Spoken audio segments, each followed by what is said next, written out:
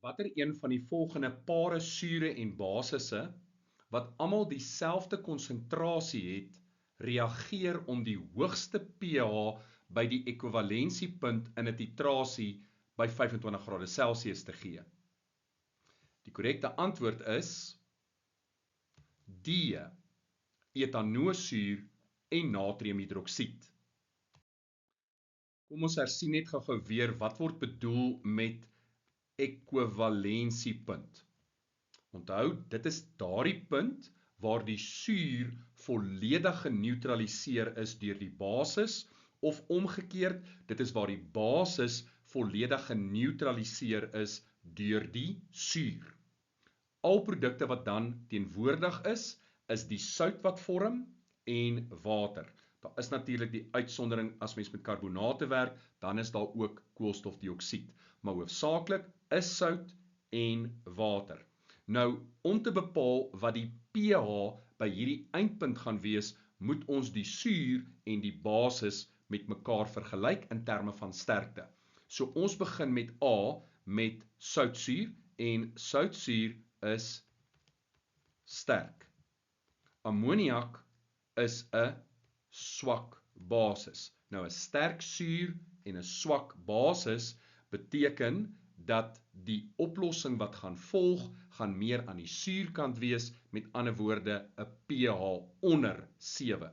En die sout wat gaan vorm is ammoniumkloried.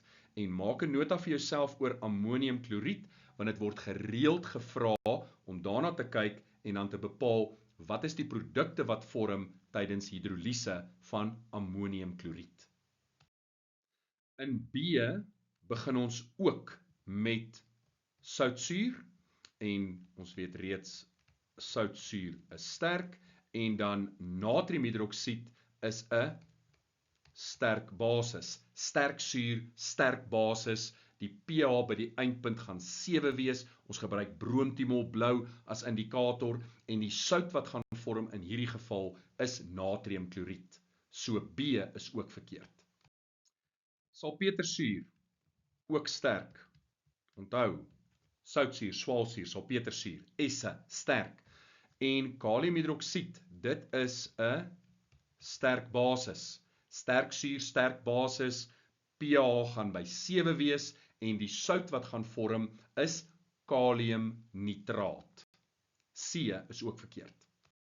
En dan D, wat die korrekte antwoord is, etanoosuur is 'n swak suur, en natriumhidroksied is 'n sterk basis. So 'n sterk basis, die basis wen, jou pH gaan bokant 7 wees.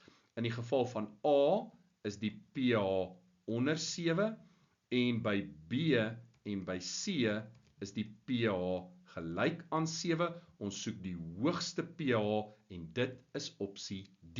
Terloops, die sout wat gaan vorm in die geval van etanoosuur en natriumhidroksied is natriumacetaat.